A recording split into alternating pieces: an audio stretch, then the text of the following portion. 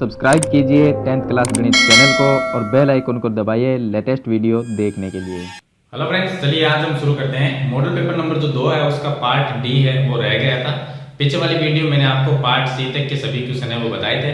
आज इस वीडियो में हम पार्ट डी में जो क्वेश्चन हमें दिए गए हैं 21 से लेकर 23 तक यानी कि 3 क्वेश्चन हमें दिए गए हैं जिनके अथवा में भी क्वेश्चन है, तो उन क्वेश्चन को हम इस वीडियो में सरल करेंगे। अगर आपको पीछे वीडियो देखनी है यानी कि पार्ट सी या पार्ट बी ए में से किसी भी पार्ट की अगर या किसी भी मॉडल पेपर की वीडियो अगर देखनी है तो मैंने डिस्क्रिप्शन में लिंक दिया है, वहां से आप कंप्लीट देख सकते हैं।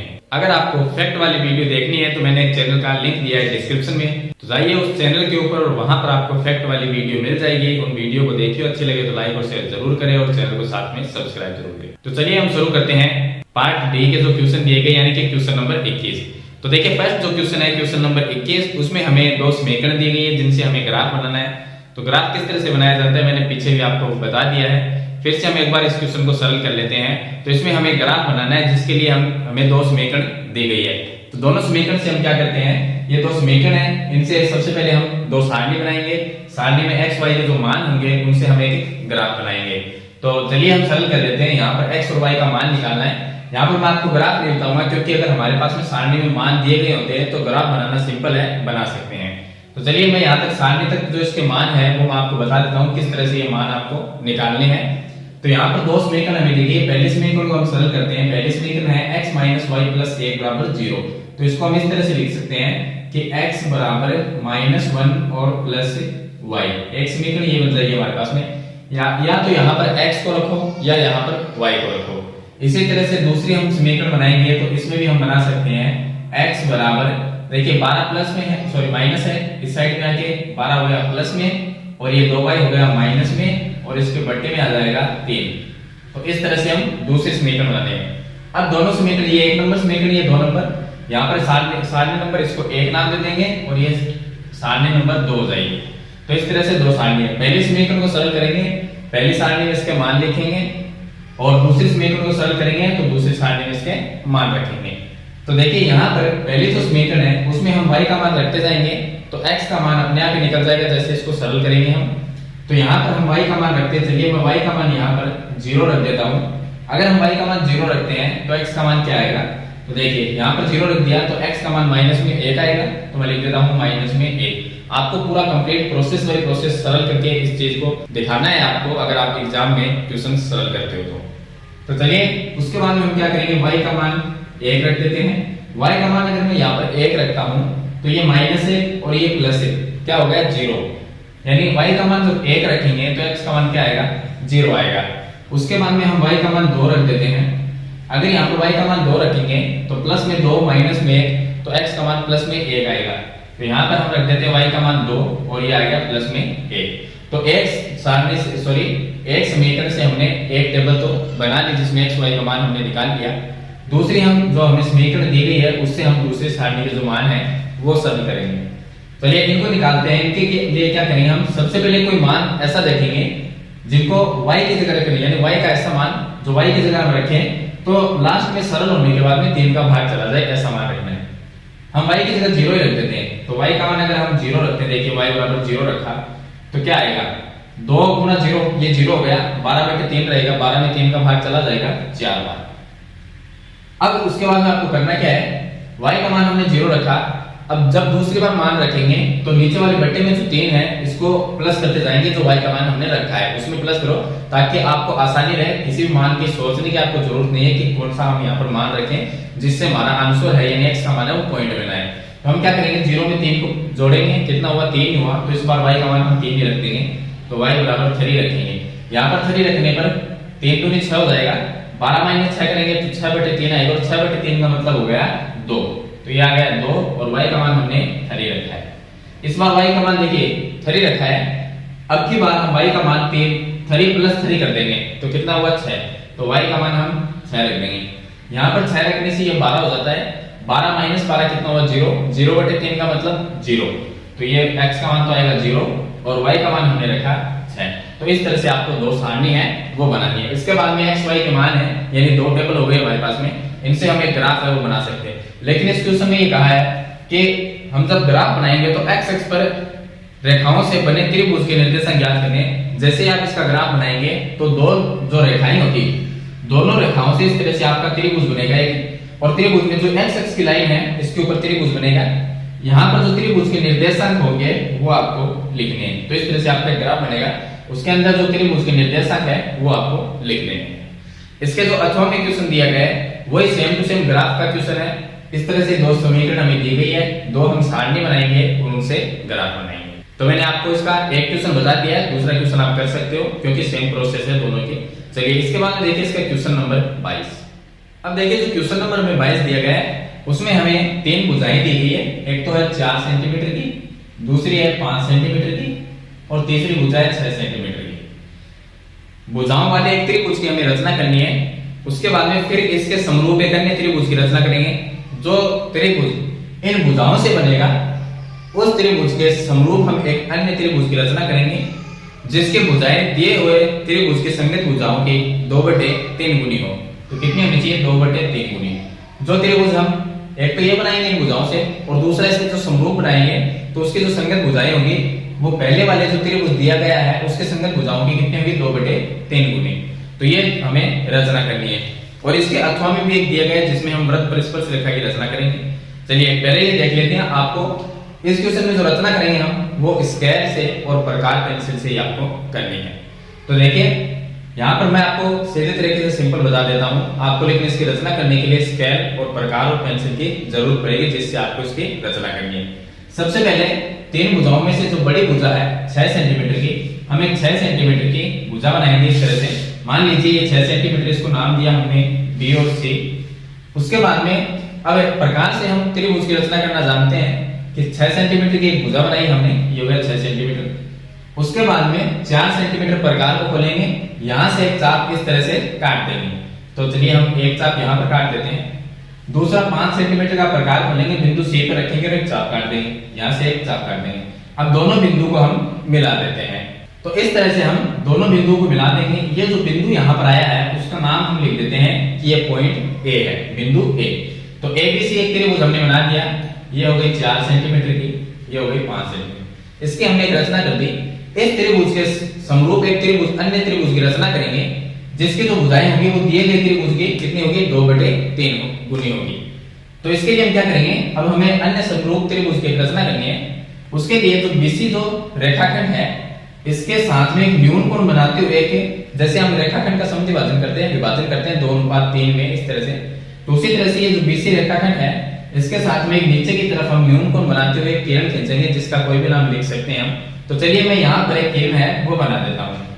तो देखिए यहाँ पर एक किरण हमने बनाई, इसका नाम लिख देते हैं x। तो ये भी x हो गई। यहाँ पर अब देखिए ये बिंदु B है और ये x हो गया, ये बिंदु C है। न्यून कोण बनाते हुए हमने किरण खींची, इसका कोई नाप नहीं है। यहाँ पर जो कोण है इसका भी कोई नाप नहीं है। आपको अंदाजे से यहाँ पर न्यून कोण बनाते हुए किरण बनानी है।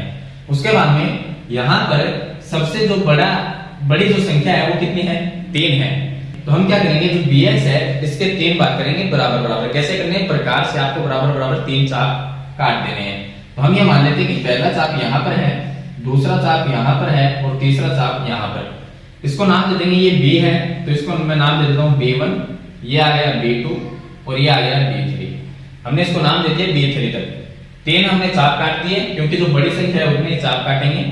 उसके बाद में जो लास्ट पॉइंट है उसको हम C से मिला देंगे। तो अब देखिए हमने B3 को और C से मिला दिया। जो लास्ट बिंदु होगा उसको हम C से मिला देंगे इस लास्ट पॉइंट से। अब हमने बना दिया। तो अब हम क्या करेंगे इसमें कि यहाँ पर देखिए ऊपर जो छोटी संख्या है वो कितनी है? 2। अगर इसको अनुपात में लिखना चाहे तो 2:3 लिख सकते हैं क्योंकि बट्टे को अनुपात में लिखा जा सकता है। तो यहाँ पर छोटी जो संख्या है वो कितनी है? 2 है।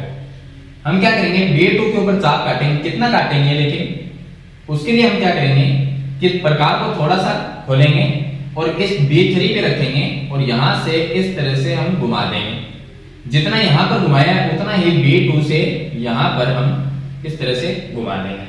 अब प्रकार से ये जो दूरी है उसको नाप लेंगे।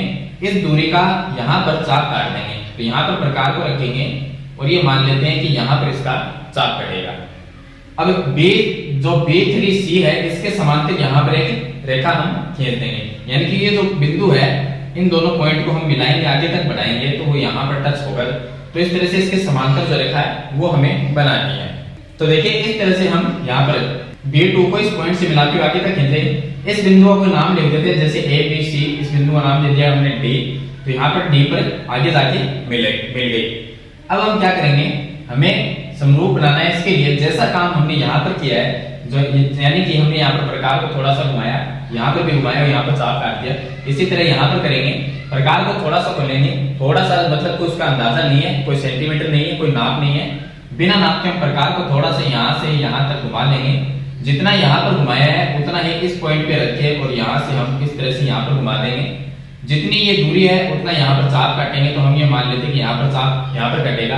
अब ये जो पॉइंट है यहाँ पर और पॉइंट डी, दोनों को आगे तक मिला देंगे। तो देखिए हमने दोनों पॉइंट के आगे तक मिला दिया। इस पॉइंट को नाम दे देते हैं ए।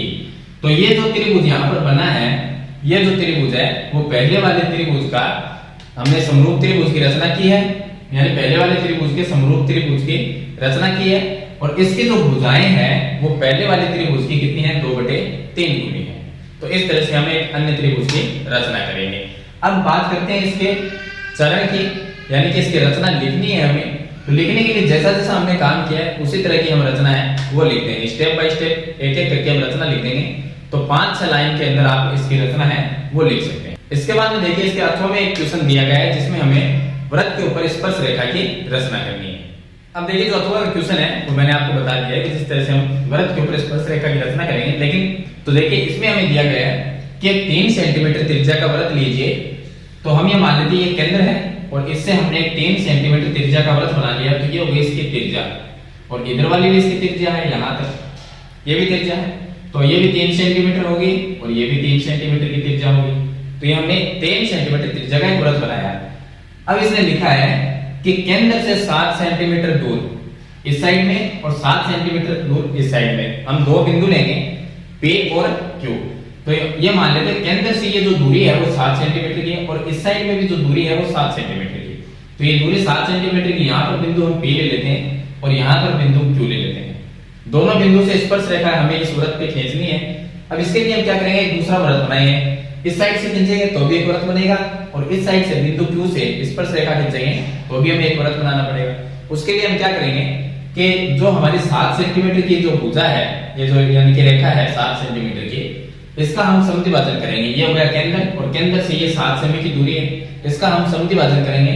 समद्विभाजन करने के लिए हम क्या करते हैं, किसी भी लाइन का उस जो रेखा होती है उससे आधे से ज्यादा को प्रकार को हम रखते हैं। यहाँ से आधे से ज्यादा प्रकार रखेंगे और दोनों तरफ हम चाप काट देते हैं। हम ये मान लेते हैं कि एक चाप यहाँ पर कटेगा और दूसरा चाप यहाँ पर। उतने ही प्रकार से यहाँ से हम प्रकार को रखेंगे और एक चाप यहाँ पर काट देंगे और दूसरा यहाँ पर। इन दोनों पॉइंट को हम मिला देते हैं। तो हम ये मान लेते हैं कि इस तरह से हम दोनों पॉइंट को मिलाएंगे तो उसका एक हमें बिंदु मिलेगा यहाँ पर, जिसको हम मान लेते हैं कि M1 है। इसी तरह से इधर जो 7 सेंटीमीटर है इसका हम समद्विभाजन करेंगे। तो समद्विभाजन के लिए प्रकार को आधा ये है, आधे से थोड़ा सा ज्यादा रखना है और दोनों तरफ चाप हम इस तरह से काट देंगे। फिर यहाँ पर प्रकार को रख के और इस तरह से एक चाप है,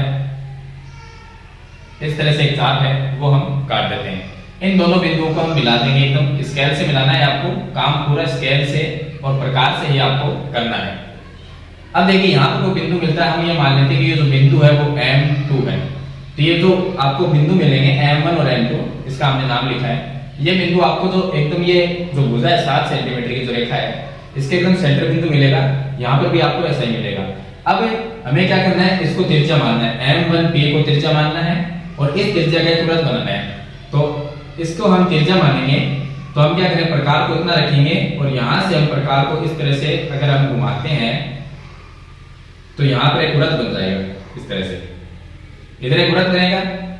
यहाँ पर भी हम ऐसा ही करेंगे, M2Q को त्रिज्या मानेंगे और इतना प्रकार को खोल के यहाँ से एक प्रकार को घुमाएंगे, इनके वृत्त बनाएंगे तो वो वृत्त इस तरह से बनेगा। यहाँ से होते हुए वृत्त इस तरह से एक वृत्त बनेगा।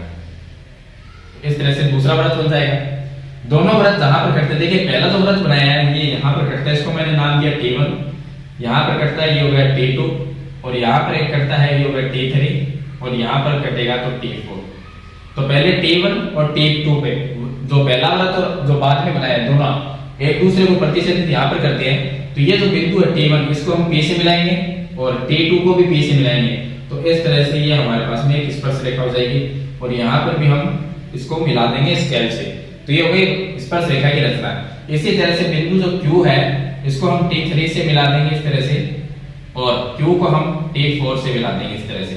तो ये क्या होगी, वृत्त के ऊपर स्पर्श रेखा की रचना होगी। लेकिन ये पूरा काम आपको कंप्लीट प्रकार, पेंसिल और स्केल से ही करना है। जहां पर चाप कटेंगे वो सब काम प्रकार से होगा, वृत्त बनेगा प्रकार से बनेगा, किसी भी रेखाखंड को बनाना है तो वो स्केल से बनेगा। तो इस तरह से बिना आपको स्केल के प्रकार के आपको कोई काम यहाँ पर नहीं करना।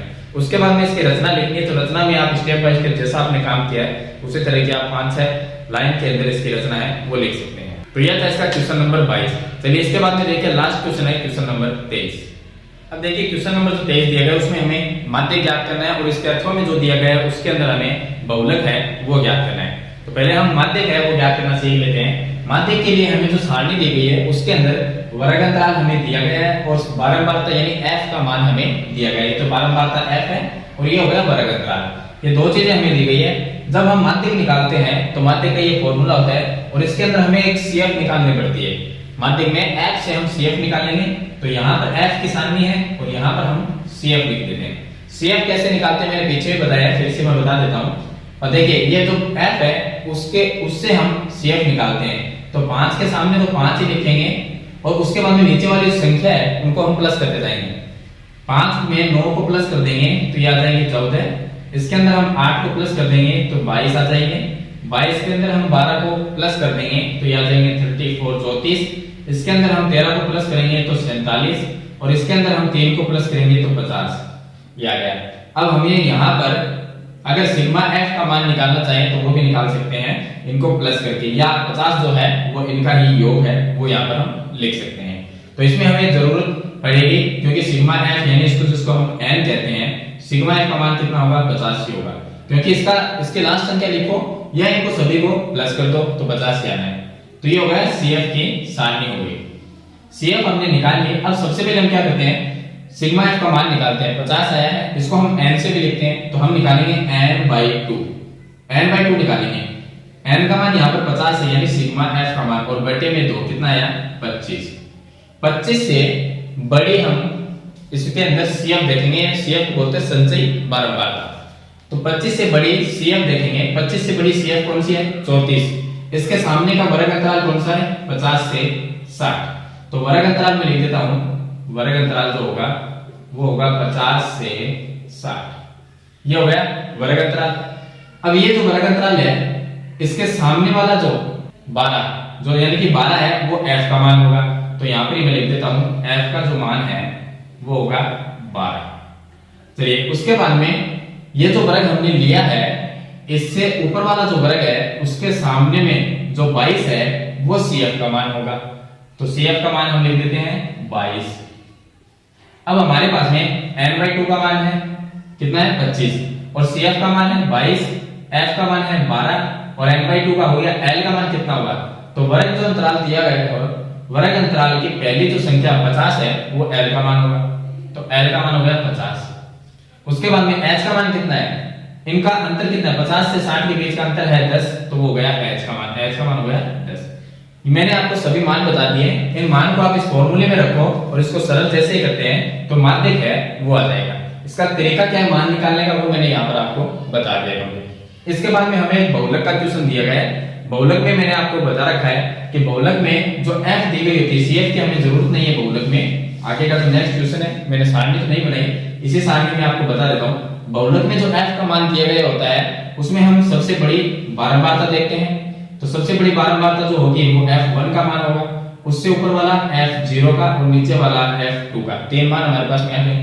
जो सबसे बड़ी बारंबारता है उसके सामने का वर्ग अंतराल कितना होगा 60 से 70। तो यहाँ पर 60 से 70 वर्ग अंतराल है। इसका मतलब l का मान कितना है, l का मान हो गया यहाँ पर 60 हो गया और h का मान कितना है, इनके बीच का अंतर वो हो गया 10। तो इस तरह से हम f0 f1 f2 l का मान और h का मान निकालेंगे और बहुलक का वो ज्ञात कर सकते हैं। देखिए माध्यक और बहुलक तीनों में से सबसे सरल है बहुलक ज्ञात करना, क्योंकि उसमें हमें ज्यादा मान देखने नहीं पड़ते। 3 मान जो है वो हम डायरेक्ट निकाल लेते हैं। सबसे बड़ी बारंबारता देखते हैं, उससे ऊपर वाली हो जाएगी f0 और जो हमें सबसे बड़ी है वो f1, उससे नीचे वाली f2 हो जाएगी। उसके सामने का वर्ग अंतराल देख लेते हैं और वर्ग अंतराल से h का मान निकल जाता है और l का मान हो जाता है। तो ये हमें क्वेश्चन दिए गए थे पार्ट डी के अंदर 3 क्वेश्चन, यानी ये क्वेश्चन नंबर 21, 22 और 23 जिनके अथवा में क्वेश्चन हमें दिए गए हैं। तो ये पेपर के सबसे बड़े क्वेश्चन, यानी अगर आपके पेपर में आते हैं तो सबसे बड़े नंबर के ये क्वेश्चन आएंगे और इम्पोर्टेंट भी है, क्योंकि ऐसे क्वेश्चन है वो जरूर आपके पेपर में आएंगे। हाँ, इनकी संख्या चेंज हो सकती है, बाकी क्वेश्चन इसी टाइप के आएंगे। माध्यक आ जाए या बहुलक आ जाए या माध्य निकालना आ जाए तो वो इसी वर्ग अंतराल जैसा क्वेश्चन आएगा, जिसमें वर्ग अंतराल दिया गया है, बारंबारता f का मान दिया गया है। तो ये क्वेश्चन हर बार आता है और इसी बार भी आपके इसी तरह का ही क्वेश्चन आएगा। हो सकता है उसमें संख्या है वो चेंज कर दी जाए। तो ये 3 क्वेश्चन है जो मैंने आपको कंप्लीट बता दिए हैं। अगर आपको वीडियो अच्छी लगे तो लाइक या शेयर जरूर कर देना और इस चैनल पे आप नए हैं तो सब्सक्राइब करना। फिर भी आपका कोई सवाल या सुझाव हो तो मुझे कमेंट में जरूर लिखना। अगर फैक्ट वाली वीडियो आपको देखनी है तो मैंने डिस्क्रिप्शन में लिंक दिया है, वहां से आप उस चैनल पे जाइए, फैक्ट की वीडियो देखिए। अच्छी लगे तो लाइक और शेयर जरूर करना, उस चैनल को सब्सक्राइब करना। हम मिलते हैं नेक्स्ट वीडियो में, तब तक के लिए थैंक यू।